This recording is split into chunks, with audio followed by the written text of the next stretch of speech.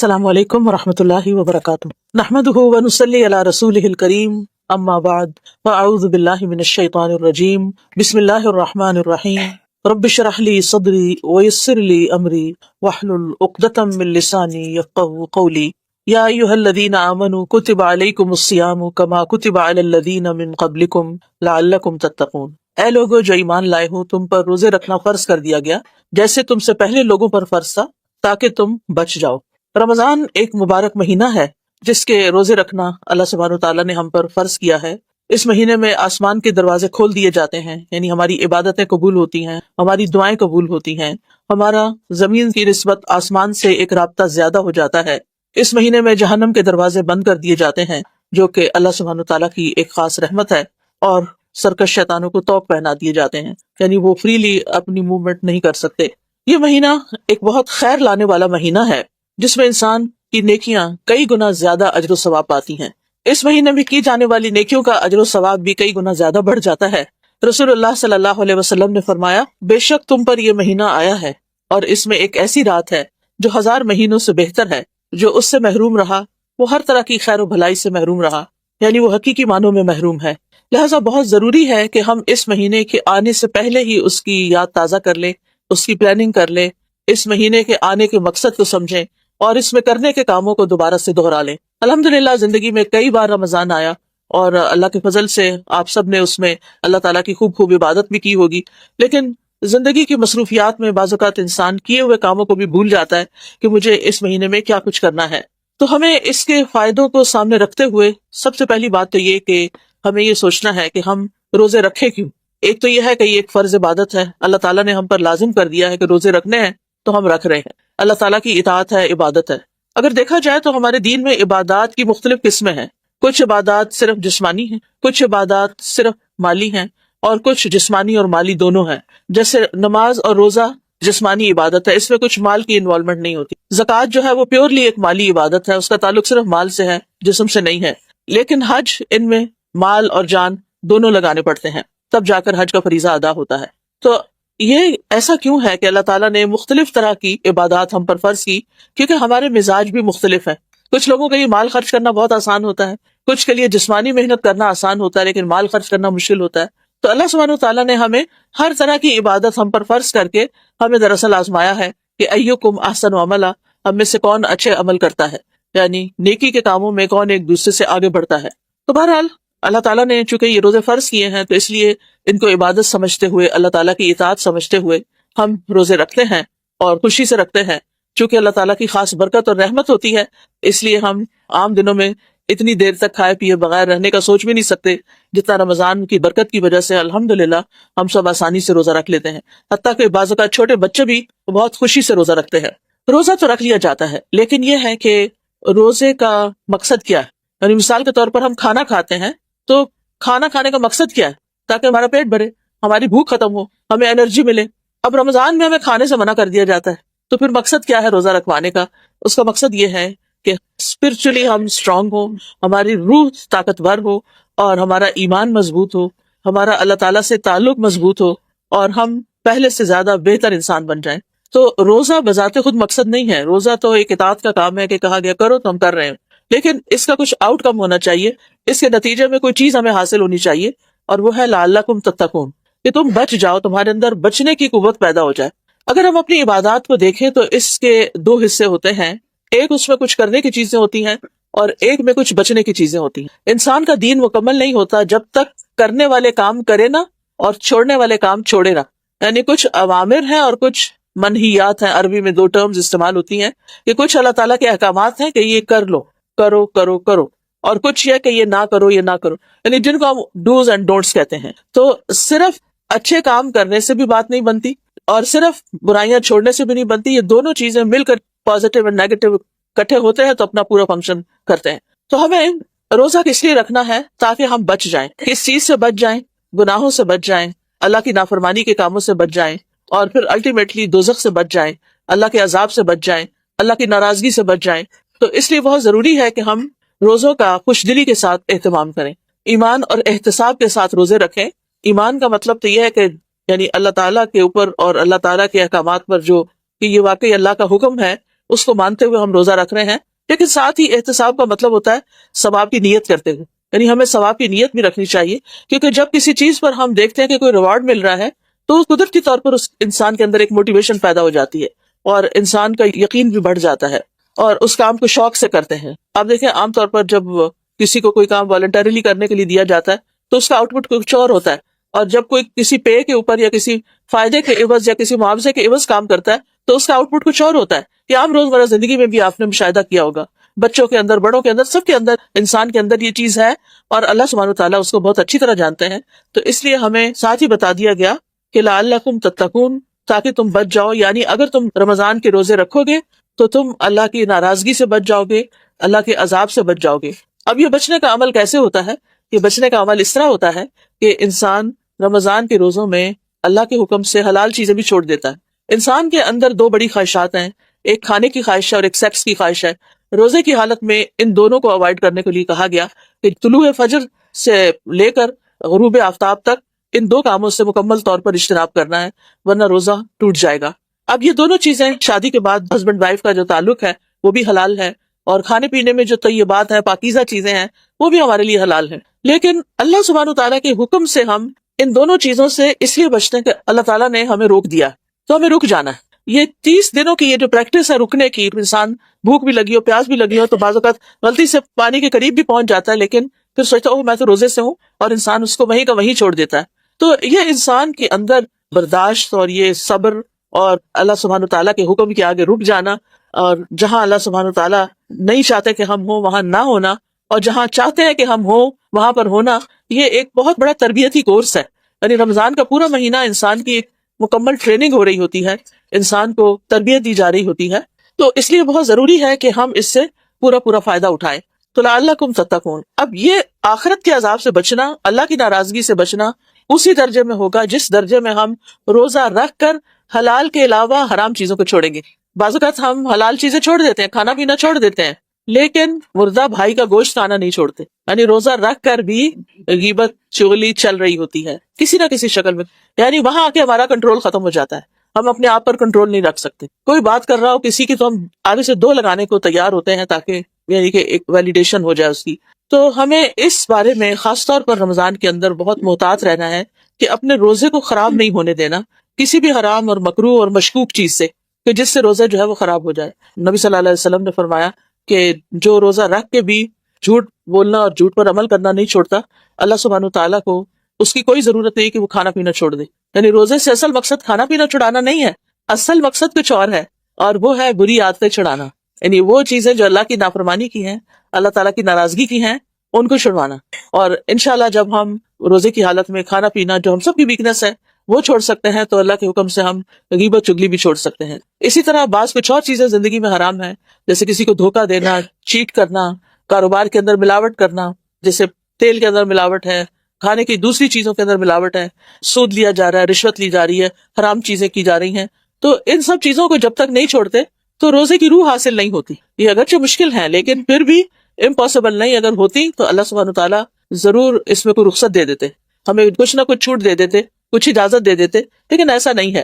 تو بہرحال یہ مہینہ جو ہے یہ کچھ کرنے کا بھی ہے اور کچھ چھوڑنے کا بھی ہے، تاکہ ہمارے اندر غلط چیزوں سے بچنے کی قوت پیدا ہو جائے۔ تو اس مہینے میں کرنا کیا ہے اور کیوں کرنا ہے؟ چونکہ آسمان کے دروازے کھل جاتے ہیں تو آسمان کی طرف کیا چڑھتا ہے؟ قرآن مجید میں آتا ہے الیہ یصعد الکلم الطیب والعمل الصالح یرفعہ، اللہ تعالیٰ کی طرف اوپر چڑھتے ہیں پاکیزہ کلمات، اور نیک عمل جو ہے وہ اس کو اوپر لے جاتا ہے۔ یعنی ہم جو بھی ذکر اذکار کرتے ہیں، زبان سے جو بھی اچھی باتیں کرتے ہیں، مثلا میں درس دے رہی ہوں، حدیثیں پڑھ رہی ہوں، آیتیں پڑھ رہی ہوں، یہ ساری باتیں ہیں، لیکن ان باتوں کو اوپر کیا چیز اٹھائے گی؟ وہ میرا عمل اٹھائے گا، کہ جو میں آپ کو بتا رہی ہوں کیا میں وہ کر بھی رہی ہوں یا نہیں۔ کیونکہ یہ باتیں صرف باتیں کرنے کی نہیں ہے، صرف سننے کی نہیں ہے، صرف ہر سال دہرا لینے کی نہیں ہے، بلکہ عمل کرنے کی ہیں۔ تو الیہ یصعد الکلم الطیب والعمل الصالح یرفعہ، اور یہ اعمال صالحہ کون کون سے ہیں انشاءاللہ میں تھوڑی سی آگے تفصیل بتاؤں گی کہ جو ہمیں رمضان میں کرنے ہیں۔ پھر یہ مہینہ جنت کے دروازے کھلنے اور جہنم کے دروازے بند ہونے کا مہینہ ہے۔ اس کا مطلب یہ ہے کہ اس مہینے میں نیکی کرنا آسان اور برائی کرنا مشکل ہو جاتا ہے، کیونکہ شیطان بھی جکڑا جاتا ہے۔ اور خاص طور پر رمضان کے مہینے میں نیکیوں کی دعوت دینے والا ایک منادی مقرر کر دیا جاتا ہے، یعنی پکارنے والا۔ رسول اللہ صلی اللہ علیہ وسلم نے فرمایا جب رمضان کا مہینہ آتا ہے وَيُنَادِي فِيهِ مَلَكٌ، تو ایک فرشتہ اس پر متعین کر دیا جاتا ہے، مقرر کر دیا جاتا ہے، اور وہ پکارتا رہتا ہے، ینادی یعنی ندا آواز دیتا رہتا ہے، یا باغی الخیر اقبل و یا باغی الشر اقصر، اے خیر کے چاہنے والے آگے بڑھ اور اے شر کے چاہنے والے رک جا، یہاں تک کہ رمضان ختم ہو جاتا ہے۔ ہم میں سے ہر ایک خیر چاہتا ہے، تو اے خیر کے چاہنے والے آگے بڑھ، اب وہ ہر روز کہہ رہا آگے بڑھ آگے بڑھ، تو اس کا کیا مطلب ہے کہ میکسیمم ایفرٹ لگانی، جتنا کر رہے ہیں اس کو کافی نہیں سمجھنا۔ ہماری رمضان کی عبادتیں ہمارے عام دنوں سے زیادہ ہونی چاہیے۔ تو یا باغی الخیر اقبل، ہم دعا کر رہے ہیں، ایک دن کرتے ہیں، اگلے دن وہ کہتا ہے اور آگے بڑھو اور آگے بڑھو اور آگے۔ اسی وجہ سے آپ دیکھیں کہ رمضان کی باتیں ہوتے ہوتے جب آخری عشرہ آتا ہے تو اس میں اور بھی زیادہ زور پکڑ جاتا ہے یہ ساری عبادت اور کوشش اور محنت۔ نبی صلی اللہ علیہ وسلم آخری راتوں میں خود بھی جاگتے تھے اور اپنے گھر والوں کو بھی جگاتے تھے، یعنی راتیں ان کی جاگتی تھی۔ پورے سال میں یہی راتیں ہیں جن میں ساری ساری رات بھی جاگا جاتا ہے، اور گپ شپ کے لیے، کھانے پینے کے لیے، سوشلائزنگ کے لیے نہیں، کیونکہ بعض لوگ اکٹھے ہو کے عبادت کرتے ہیں، پھر وہ ہنسی مذاق شروع ہو جاتا ہے اور دعاؤں سے توجہ کم ہو جاتی ہے، اور چیزیں بیچ میں آ جاتی ہیں، کھانے پینے کے لمبے چوڑے اہتمامات شروع ہو جاتے ہیں، تو ان چیزوں سے بھی ہمیں بچنے کی ضرورت ہے۔ تو یا باغی الخیر اقبل و یا باغی الشر اقصر۔ تو رمضان ایک ایسا مبارک مہینہ ہے جس میں نیکی کے مواقع جمع ہو جاتے ہیں، یعنی ہم نے روزہ بھی رکھا ہوتا ہے، ہماری نمازیں بھی ہو رہی ہوتی ہیں، تہجد یا تراویح بھی ہو رہی ہوتی ہے، پھر صدقہ خیرات بھی ہو رہا ہوتا ہے، عمرے پہ بھی لوگ چلے جاتے ہیں۔ یعنی رمضان کا مہینہ اتنا مبارک مہینہ ہے کہ جس میں ساری نیکیاں بیک وقت ہو رہی ہوتی ہیں، اکٹھی ہو جاتی ہیں۔ عام دنوں میں ہم کبھی ایک کام کرتے ہیں، کبھی دوسرا کرتے ہیں، کبھی روزہ رکھ لیا، کبھی نہیں رکھا، کبھی صدقہ خیرات زیادہ ہو گیا، کبھی نہیں ہوا، لیکن رمضان میں یہ چیزیں ایک پلاننگ کے تحت اور ایک شوق اور ایک محبت کے تحت اور اپنے اوپر لازم کرتے ہیں۔ اور بہت سے لوگ رمضان میں زکوٰۃ بھی اپنی نکالتے ہیں، تو روزہ، عمرہ، زکوٰۃ، صدقات اور نماز اور تہجد اور ذکر اذکار، یہ سارا کچھ اکٹھا ہو جاتا ہے ایک جگہ پر۔ تو رسول اللہ صلی اللہ علیہ وسلم نے فرمایا یقیناً جنت میں ایسے بالا خانے ہیں جن کا اندرونی حصہ ان کے باہر سے نظر آتا ہے اور ان کا بیرونی حصہ ان کے اندر سے نظر آتا ہے، یعنی جیسے گلاس ہاؤس ہوتے ہیں۔ تو ایک دیہاتی آپ کی طرف کھڑا ہوا اور کہنے لگا یا رسول اللہ صلی اللہ علیہ وسلم، یہ کس کے لیے ہیں، یہ کس کو ملیں گے؟ آپ نے فرمایا اس شخص کے لیے جو اچھی بات کرے، کھانا کھلائے اور روزے رکھے، اور رات کو جب لوگ سو رہے ہوں تو صرف اللہ کے لیے نماز ادا کرے، یعنی تہجد یا تراویح جس کو آپ کہتے ہیں۔ اب رمضان میں آپ یہ ساری باتیں کر سکتے ہیں۔ ایک ٹائم مقرر کریں جب آپ اپنے گھر والوں کو، اپنے بچوں کو لے کے بیٹھیں، چاہے 10 منٹ کے لیے، 5 منٹ کے لیے، خاص طور پہ اگر بچے چھوٹے ہیں تو ان کو لے کے بیٹھیں اور ان کے ساتھ ہر روز تھوڑی سی بات رمضان کے سلسلے میں ضرور کریں۔ اس کے لیے یہ کتاب جو ٹیبل پہ رکھی ہوئی ہے شہر رمضان، رمضان کے مہینے کی، یہ بڑی اچھی کتاب ہے۔ اس میں ایک ایک پیج، سوا پیج کے ساتھ رمضان میں جتنی چیزیں کرنی ہوتی ہیں وہ ساری اس کے اندر موجود، یعنی آپ کو کہیں اور جانے کی ضرورت نہیں تیاری کرنے کے لیے۔ ایک پیج آپ اس میں سے پڑھیں، جو خاص بات ہے وہ اپنے بچوں کے ساتھ شیئر کر لیں اور ان کے ساتھ ڈسکشن کریں۔ اس سے یہ ہے کہ گھر میں ایک رحمت اور برکت بھی آتی ہے، کیونکہ جب گھر والے بھی اکٹھے ہو کے بیٹھتے ہیں، یعنی کبھی بھی کوئی اکٹھا ہو کے کام کرتا ہے تو اجتماعیت کی ایک برکت ہوتی ہے۔ یعنی ایک تو یہ کہ ہر کوئی اپنے اپنے کمرے میں بیٹھا ہے، پڑھ رہا ہے، وہ بھی اچھی بات ہے، اعتکاف اس کے لیے بہت اچھا موقع ہوتا ہے کہ آخری 10 دنوں میں انسان سب کو چھوڑ کے الگ ہو جائے۔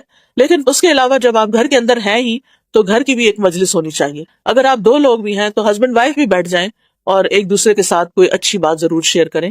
دوسرا یہ ہے کہ انسان کھانا کھلائے۔ کھانا کھلانے کے لیے ایک تو یہ ہے کہ آپ رمضان راشن کے نام سے جو کمپینز چلتی ہیں اور غریبوں تک آرگنائزیشنز پہنچاتی ہیں ان کو راشن، جیسے الہدا بھی کر رہا ہے اور لوگ بھی کرتے رہتے ہیں، انڈیویجولی بھی لوگ اپنے رشتہ داروں یا غریبوں یا میڈز وغیرہ سب کے لیے انتظام کرتے ہیں۔ تو اور جو بھی صدقہ خیرات آپ کریں، لیکن کھانا کھلانے والا کام ضرور کریں۔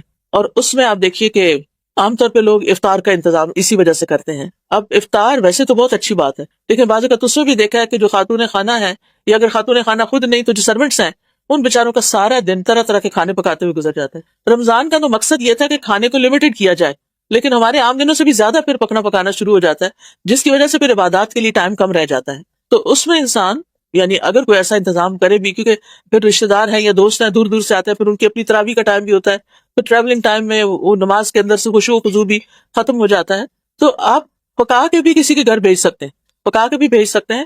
اسی طرح ایسی جگہ جہاں پر بہت سارے لوگ اکٹھے ہوں، جیسے ہاسٹلز ہوتے ہیں، اس میں بہت ساری بچیاں، یا مدرسہ ہوتا ہے کوئی جس میں بہت سارے بچے اکٹھے بیٹھے ہوتے ہیں، اکٹھے رہ رہے ہوتے ہیں۔ اب تو یونیورسٹیز میں بھی آپ دیکھیں، یونیورسٹیز کے بھی ہاسٹل ہیں، یہاں اسلام آباد میں کئی ایک ہاسٹلز ہیں، ہو سکتا ہے آپ کے نیبرہڈ میں کوئی ہاسٹل ہو، تو اب وہ ہاسٹل کا کھانا تو آپ کو سب کو پتہ ہی ہے کہ وہ کیسا کھانا ہوتا ہے۔ تو رمضان کے مہینے میں آپ روز کھانا نہیں کھلا سکتے، روز نہیں پکا سکتے، تو کٹھا کھانا پکوا کر بھی آپ کسی ایسی جگہ پر سب کو کھلا سکتے ہیں۔ پھر اسی طرح روزے تو رکھنے ہی ہیں، اور رات کو جب سو رہے ہوں تو صرف اللہ کے لیے نماز۔ حافظ ابن رجب کہتے ہیں یہ تمام کے تمام اعمال رمضان میں سرزد ہوتے ہیں، بس مومن کے لیے رمضان میں سب کچھ جمع ہو جاتا ہے، روزہ، قیام، صدقہ اور اچھی گفتگو، کیونکہ روزے دار کو بے مقصد اور جنسی بات کرنے سے منع کر دیا جاتا ہے۔ روزہ، نماز اور صدقہ اپنے کرنے والے کو اللہ عز و جل تک پہنچا دیتے ہیں، یعنی اللہ کا قرب نصیب ہوتا ہے۔ نماز نمازی کو آدھے رستے تک پہنچا دیتی ہے، روزہ اسے بادشاہ کے دروازے تک پہنچا دیتا ہے، اور صدقہ اس کا ہاتھ پکڑ کر بادشاہ کے پاس داخل کر دیتا ہے، یعنی صدقے کی وجہ سے انسان اللہ تعالیٰ کے اور زیادہ قریب ہو جاتا ہے۔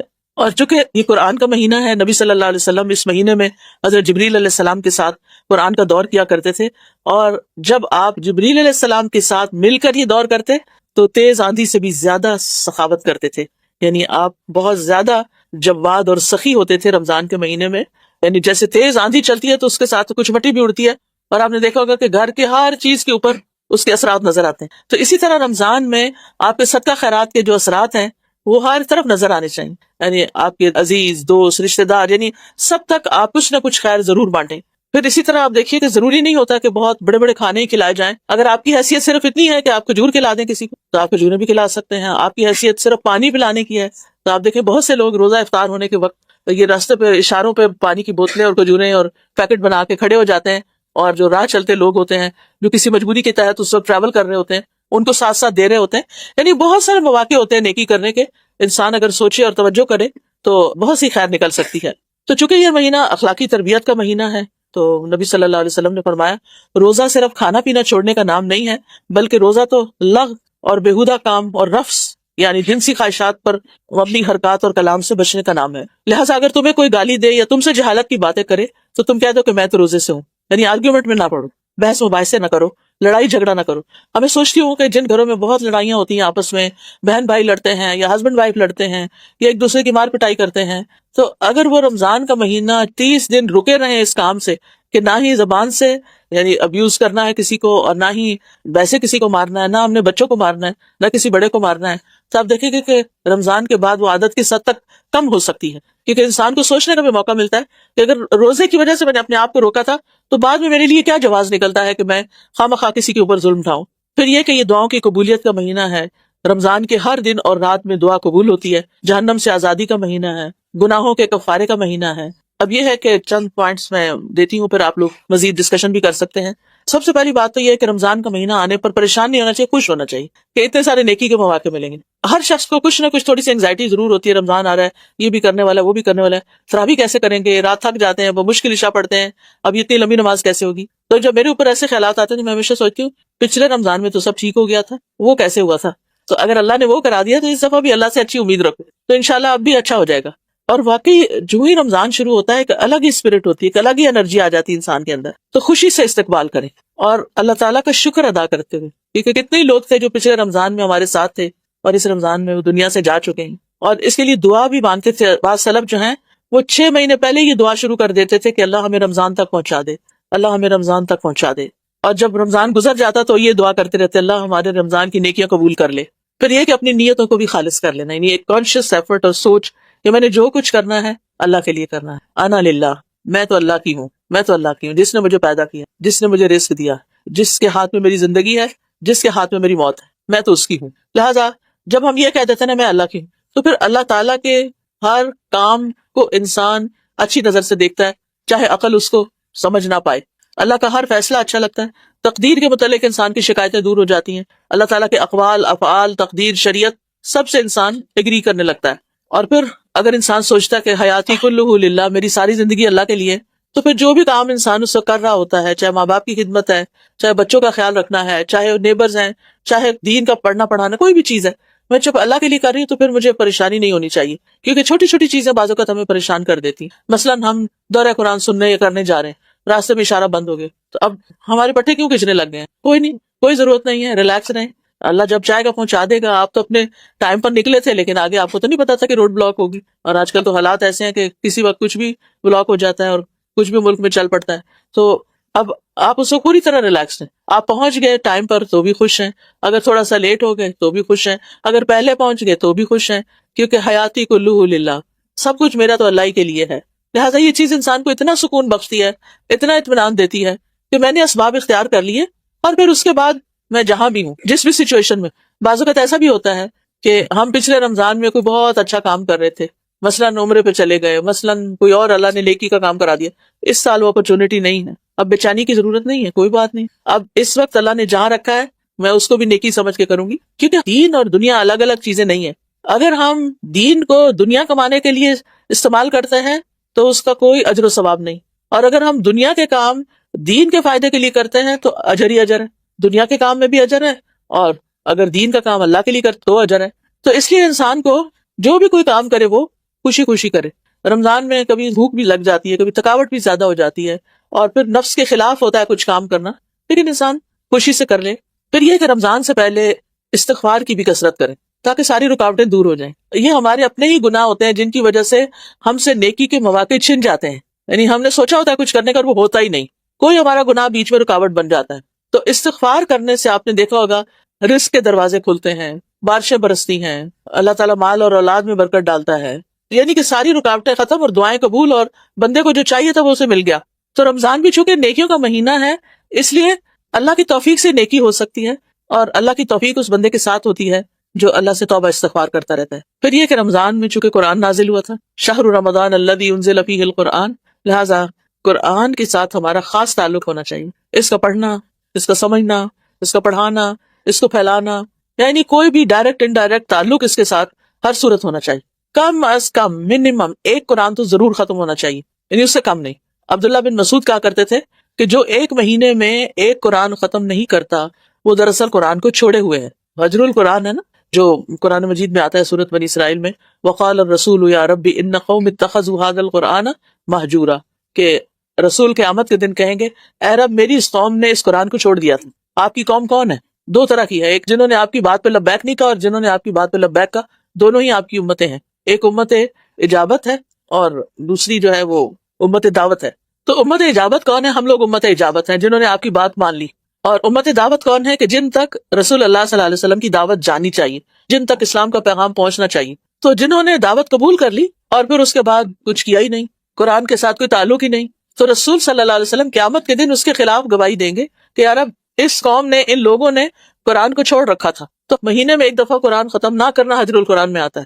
صحابہ جو تھے وہ 8-8 دن میں، ہفتے بھر میں ختم کر لیا کرتے تھے. چلے ہماری مصروفیات اور کام ایسے ہیں، لیکن ایک پارے کا ٹارگٹ تو رکھ ہی لینا چاہیے ہم، اور رمضان میں تو ضرور رکھنا چاہیے. کچھ صبح میں پڑھ لیں، کچھ دوپہر میں پڑھ لیں، کچھ شام کو پڑھ لیں. پھر ایک جو ہے وہ تراویح میں اگر ختم ہو جائے تو بہت اچھا ہے، چاہے خود پڑھیں، موبائل سے پڑھ لیں، آئی پیڈ سے پڑھ لیں، یا پھر کسی امام کے پیچھے پڑھ لیں، یا اپنے گھر میں کسی بچی کو جس نے حفظ کیا ہوا ہو اس کو بلا کے اپنے گھر والوں محلے والوں کو ساتھ ملا کے کوئی انتظام کر لیں. یعنی ہر ایک کی اپنی پرسنل ارینجمنٹ اینڈ پریفرنس ہے کہ اس کو کہاں زیادہ مزہ آتا ہے، اس کے مطابق وہ کام کر لے. لیکن یہ میک شور کریں کہ قرآن کے ساتھ عام دنوں کی نسبت زیادہ تعلق ہے. قرآن مجید بھی اس مہینے میں نازل ہے، سابقہ کتب بھی اسی مہینے میں نازل ہوئی، یعنی یہ مہینہ اللہ کی طرف سے وحی آنے کے لیے ایک خاص مہینہ ہے. اسی لیے اگر اس مہینے میں سمجھ کر قرآن پڑھا یا سنا جائے وہ دلوں پہ زیادہ اثر کرتا ہے، کیونکہ یہ ہدایت کی کتاب ہے. پھر یہ ہے کہ صرف دن کو نہیں پڑھیں، رات کو بھی اس کا اہتمام ضرور ہونا چاہیے، اور خاص طور پر تراویح میں، اور اس سے بڑھ کر لیلۃ مبارکہ میں، کیونکہ انا انزلناہ فی لیلۃ مبارکہ، ہم نے اس قرآن کو مبارک رات میں نازل کیا تھا، اور وہ رمضان کی راتوں میں سے ایک رات تھی شب قدر، کہا جاتا ہے کہ 27ویں رات تھی. بہرحال جو بھی تھی آخری راتوں کی ایک تاک رات تھی جس میں قرآن نازل ہوا. انا انزلناہ فی لیلۃ القدر، ہم نے اسے قدر کی رات میں اتارا، نائٹ آف پاور. تو اس لیے دن کے علاوہ رات کو بھی قرآن کا پڑھنا، تلاوت کرنا اور کچھ نہ کچھ اس کو سمجھنا، یہ انسان کی شخصیت کے اوپر، انسان کی طبیعت کے اوپر، مزاج کے اوپر بہت بہترین اثرات ڈالتا ہے. تو اس لیے اس کا اہتمام ضرور کیجیے. نبی صلی اللہ علیہ وسلم تو رمضان کی ہر رات میں جبریل علیہ السلام سے مل کر قرآن کا دور کیا کرتے تھے. لہٰذا اس سے یہ بات پتہ چلتی ہے کہ ایک تو ہے اکیلے تلاوت، ٹھیک ہے وہ آپ اپنی سہولت سے جب اٹھتے بیٹھتے چلتے پھرتے واک کرتے گاڑی میں بیٹھ کے کہیں نہ کہیں آپ کر لیں، ہو گیا پورا آپ کا سپارہ. لیکن کچھ وقت ایسا ضرور رکھیں کہ جس میں آپ کسی کے ساتھ بیٹھیں. موسیٰ علیہ السلام نے اپنے بھائی ہارون علیہ السلام کو مانگا تھا، اللہ تعالیٰ سے دعا کی تھی کہ وَاجْعَل لِّي وَزِيرًا مِّنْ أَهْلِي هَارُونَ أَخِي أُشْدُدْ بِهِ أَزْرِي كَيْ نُسَبِّحَكَ كَثِيرًا وَنَذْكُرَكَ كَثِيرًا إِنَّكَ كُنتَ بِنَا بَصِيرًا، کہ ہم مل کے تیرا ذکر کریں، مل کے تیری تسبیح کریں. جب انسان یعنی جماعت سے نماز پڑھتا ہے تو اس کا اپنا ہی ایک اثر ہوتا ہے، ایک مجلس میں بیٹھ کے قرآن پڑھتا ہے تو اس کا اپنا ہی ایک اثر ہوتا ہے. تو اس کا بھی اہتمام، جہاں کہیں دورہ قرآن ہو رہا ہو. آج کل سب نے اپنی سہولت دیکھ لی ہے کہ وہ آن لائن چیزیں مل جاتی ہیں، کسی اشد مجبوری بیماری کی صورت میں تو ٹھیک ہے، آپ آن لائن کچھ کر لیں، گھر میں کر لیں، لیکن اگر آپ کو اللہ نے کوئی بھی سہولت دی ہے، گاڑی ہے آپ کے پاس اور باقی گھر کے کام کاج کے لیے آپ کے پاس ہیلپ موجود ہے، کچھ وقت علم کی مجلس میں، قرآن کی مجلس میں ضرور جا کر بیٹھے، کہ اس کی اپنی وائبز ہوتی ہیں، اس سے انسان ارد گرد کے ماحول سے بھی بہت کچھ سیکھ رہا ہوتا ہے، کیونکہ بہت سے لوگ ایک ایمانی حالت میں ہوتے ہیں، ایک ایمان کی کیفیت میں ہوتے ہیں، تو بہت ضروری ہے ایسی مجالس کو اٹینڈ کرنا۔ تو ایک قرآن ہو گیا تلاوت والا قرات، ایک قرآن ترجمہ قرآن کے ساتھ، فہم القرآن تھوڑا تھوڑا انڈرسٹینڈنگ کے ساتھ، اور ایک قرآن تراویح کے ساتھ، یعنی ان تین کا تو کم از کم ٹارگٹ رکھیں۔ اگر اس سے زیادہ کچھ ہو جائے تو ویل اینڈ گڈ، کیونکہ قرآن مجید کے ایک حرف پڑھنے پر 10 نیکیاں، اور اگر سمجھ کر پڑھا جائے تو اور بھی زیادہ۔ پھر یہ ہے کہ تلاوت قرآن سے اللہ تعالیٰ کا قرب ملتا ہے۔ ابن رجب کہتے ہیں نفلی اعمال میں عظیم عمل جس کے ذریعے انسان اللہ تعالیٰ کا تقرب حاصل کرتا ہے وہ قرآن کی کثرت سے تلاوت ہے، اور اس کو غور و فکر، تدبر اور خوب سمجھ کر سننا ہے۔ تو اس میں ایک چیز اور بھی اضافہ کر سکتے ہیں کہ اگر آپ کے پاس چانس ہو تو ایک قرآن سننے میں سن جائیں، یعنی آپ سحری بنا رہے ہیں، آپ افطار بنا رہے ہیں، آپ بچوں کو اسکول چھوڑنے جا رہے ہیں، آپ بچوں کو لینے جا رہے ہیں، تو راستے میں نشان لگا کے ایک قرآن جو ہے وہ لازماً سن لیں، بچے بھی، بلکہ ان کو بھی عادت ہو جائے گی کہ ہم نے چپ کر کے سننا ہے، باتیں نہیں کرنی راستے میں۔ پھر آپ دیکھیے کہ اس قرآن کے پڑھنے سے اللہ تعالیٰ کی رحمتیں اور برکتیں آتی ہیں، کیونکہ یہ بابرکت کتاب ہے۔ ابن مسعود کہتے ہیں جس میں یہ تین باتیں پائی جاتی ہوں اللہ اس کے دل کو ایمان سے بھر دیتا ہے، عالم کی صحبت اختیار کرنا، قرآن کی تلاوت کرنا اور روزے رکھنا۔ جس کو یہ تین چیزیں نصیب ہو جائیں اس کے دل کی حالت بدل جاتی ہے۔ پھر اسی طرح یہ ہے کہ فرشتوں کا ساتھ بھی ملتا ہے۔ حدیث میں آتا ہے جو لوگ اللہ کے گھروں میں سے کسی گھر میں اللہ کی کتاب کی تلاوت کرتے ہیں اور اس کی تعلیم میں مصروف ہوتے ہیں، ان پر سکینت نازل ہوتی ہے، رحمت انہیں ڈھانپ لیتی ہے، فرشتے انہیں گھیر لیتے ہیں، اور اللہ ان کا ذکر اپنے پاس موجود فرشتوں میں کرتے ہیں۔ قرآن کی بدولت زمین اور آسمان میں انسان کے چرچے ہوتے ہیں کہ فلاں بندہ قرآن پڑھتا ہے، آسمانوں پہ اس شخص کے چرچے ہیں، یعنی جو تلاوت قرآن کرنے والا ہے۔ گناہوں سے حفاظت ملتی ہے، مطلوبہ چیز آسان ہو جاتی ہے، اس کا حصول آسان ہو جاتا ہے۔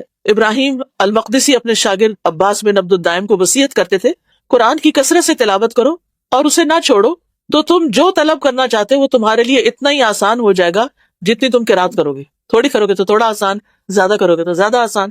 پھر اس سے دنیا اور آخرت میں انسان کو بہت سے غموں سے نجات ملتی ہے۔ قبر میں قرآن جو ہے وہ انسان کی شکل میں آئے گا، کچے دوست کی شکل میں آئے گا، اور قیامت کے دن سفارشی بن کر آئے گا، بندے پہ سایہ کرے گا۔ قرآن پڑھنے والوں کا جنت میں مقام ہوگا۔ اس لیے رمضان اور قرآن لازم و ملزوم ہے۔ اس سلسلے میں جو بھی آپ اپنا پلان بنائیں وہ ضرور اپنے پرائرٹیز پر رکھیں۔ پھر رمضان اور نماز، یعنی انسان کو اپنی نمازوں کی بھی رمضان میں عام دنوں کی نسبت زیادہ فکر کرنی ہے کہ اول وقت پر ہو، کوئی ایک نماز بھی مس نہ ہو، کیونکہ جو شخص پابندی سے نماز پڑھتا ہے اللہ تعالیٰ کا اس سے وعدہ ہے کہ وہ اس کو ضرور بخش دے گا، اور جس نے اس کو وقت پر نہ پڑھا، اس کی حفاظت نہ کی۔ اور نبی صلی اللہ علیہ وسلم فرمایا کیا تم جانتے ہو تمہارا رب نے کیا فرمایا؟ ہم نے کہا نہیں۔ فرمایا بے شک تمہارا رب فرماتا ہے جس نے نماز کو اس کے وقت پہ ادا کیا، اس کی حفاظت کی، اس کو ہلکا سمجھ کر ضائع نہیں کیا، بس اس کے لیے میرے اوپر عہد ہے کہ میں اس کو جنت میں داخل کروں۔ یعنی پھر پکا پکا وعدہ ہو گیا۔ جس نے اس کو وقت پہ نہیں پڑھا، نہ اس کی حفاظت کی، اس کو ہلکا سمجھ کے ضائع کر دیا، کوئی بات نہیں، ہو گیا سو ہو گیا، اس کے لیے میرے اوپر عہد نہیں، چاہوں تو میں اس کو بخش دوں، چاہوں تو عذاب دوں۔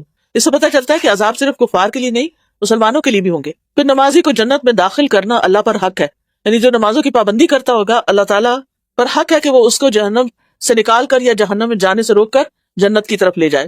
اور ایک اور چیز یہ کہ عام طور پر ہماری عادت ہوتی ہے صرف فرض پڑھنے کی، جلدی ہے فرض پڑھ کے چلے جاؤ، جلدی سے فرض پڑھ لو، دیر ہو گئی، لیٹ ہو گئے۔ ٹھیک ہے، آپ دنیا کے کاموں کو اہمیت دیں جو اہمیت کے قابل ہیں، لیکن اپنی آخرت پر نہیں۔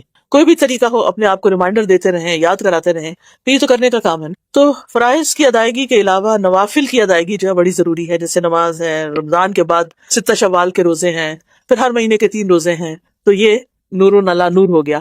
پھر یہ کہ سنت نماز کی، جیسے فجر کی سنتوں کے بارے میں آتا ہے کہ یہ دنیا اور جو کچھ اس میں ان سب سے بہتر ہے۔ پھر دن میں 12 رکعتیں سنت ضرور پڑھنی ہے، 4 ظہر سے پہلے اور 2 آخر میں، پھر مغرب کے بعد 2، عشاء کے بعد 2 اور فجر سے پہلے 2۔ پھر اس کے علاوہ چاشت کی نماز، اشراق بھی پڑھیں۔ چاشت کی نماز اصل میں یہ ایک ہی نماز ہے، جلدی پڑھیں تو اشراق کہلاتی، ذرا لیٹ پڑھیں، دھوپ چنگی نکل آئے تو پھر یہ چاشت ہوتی ہے۔ ضروری نہیں، پڑھ لیں تو بھی اچھا، لیکن ضروری نہیں، ایک بھی کافی ہو جائے گی۔ ابابین بھی یہی نماز ہے۔ کچھ نوافل دن کے ہوتے ہیں، کچھ رات کے ہوتے ہیں، تو یہ دن کے نوافل ہیں جس میں اشراق، چاشت، اوابین ایک ہی نماز کے مختلف نام ہیں۔ یہ سورج نکلنے سے 15 منٹ بعد سے لے کر سورج کے زوال سے 15 منٹ پہلے تک اس کا ٹائم ہوتا ہے، جس وقت بھی پڑھ لیں۔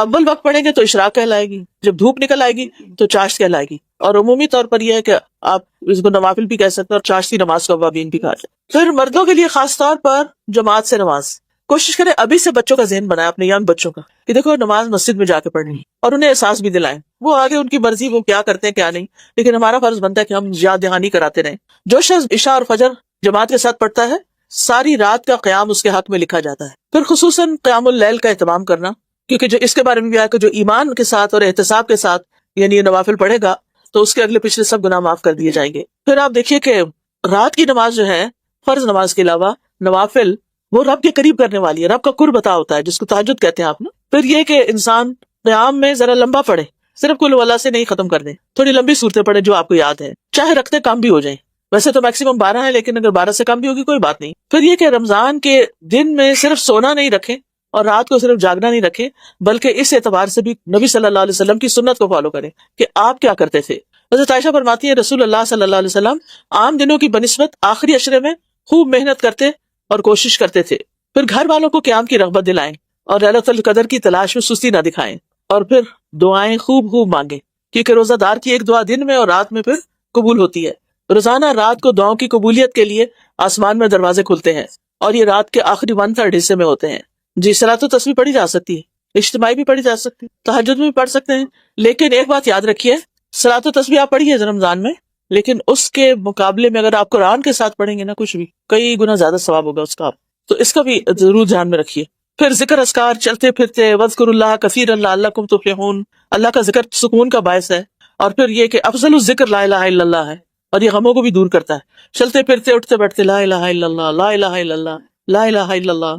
پھر یہ کہ لا الہ الا اللہ کا وزن کریں تو اگر تمام دنیا کی چیزوں کو ترازو کے ایک پلڑے میں رکھ دیا جائے اور لا الہ الا اللہ کو دوسرے پلڑے میں، تو بھی لا الہ الا اللہ والا پلڑا نیچے جھک جائے گا، خالی لا الہ الا اللہ بھی پڑھ سکتے۔ میرا کہنے کا مطلب ہے صلاۃ و تسبیح اچھی چیز ہے، لیکن قرآن کا پڑھنا اس سے بھی افضل ہے، کیونکہ رمضان میں قرآن نازل ہوا ہے، ٹھیک ہے؟ تو ایک دفعہ صلاۃ و تسبیح ہفتے میں ایک دن کافی ہے، ہر روز کی ضرورت نہیں ہے۔ ہر روز فوکس کریں قیام اللیل پہ، تہجد پہ، اور اس میں زیادہ سے زیادہ قرآن پڑھنے پر۔ پھر چلتے پھرتے اٹھتے بیٹھتے ذکر اذکار، سبحان اللہ، الحمدللہ، اللہ اکبر، سبحان اللہ کہنا اور الحمدللہ کہنے سے زمین اور آسمان کے درمیان کی فضا بھر جاتی ہے۔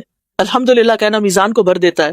جو شخص سبحان اللہ العظیم و بحمدہ کہتا ہے اس کے لیے جنت میں کھجور کا ایک درخت لگا دیا جاتا ہے، اور جو شخص 100 دفعہ یہ کلمہ پڑھ لے، لا الہ الا اللہ وحدہ لا شریک لہ، لہ الملک و لہ الحمد وہو علی کل شیء قدیر، تو اسے 10 غلام آزاد کرنے کے برابر ثواب ملے گا۔ 100 نیکیاں اس کے اعمال نامے میں لکھی جائیں گی، 100 برائیاں اس سے مٹا دی جائیں گی۔ وہ سارا دن شام تک شیطان کے شر سے محفوظ رہے گا، کوئی شخص اس سے بہتر عمل لے کر نہیں آئے گا، البتہ جو شخص اس سے زیادہ عمل کرے اس کا ثواب پھر زیادہ ہوگا۔ پھر استغفار کے فائدے، صدقہ خیرات ان دنوں میں بہت کرنا چاہیے، کیونکہ رمضان میں ہر نیکی جو ہے وہ زیادہ فائدہ پاتی ہے، اور صدقہ جب آگ سے بچاؤ کا ذریعہ بھی ہے۔ عرش کے سائے میں جگہ نصیب ہوگی جس نے صدقہ پوشیدہ طور پر کیا کہ بائیں ہاتھ کو بھی خبر نہیں ہوئی کہ کیا کیا۔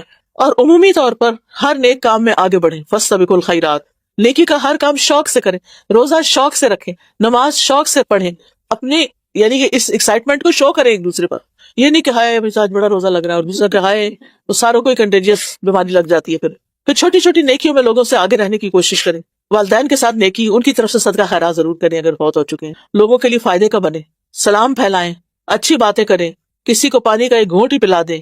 اللہ سبحانہ وتعالیٰ سے دعا ہے کہ وہ نیکی کرنے کو آسان کر دے ہمارے لیے، اور برائی کرنے کو مشکل کر دے، اور ہمیں اس مہینے سے پورا فائدہ اٹھانے کی توفیق دے۔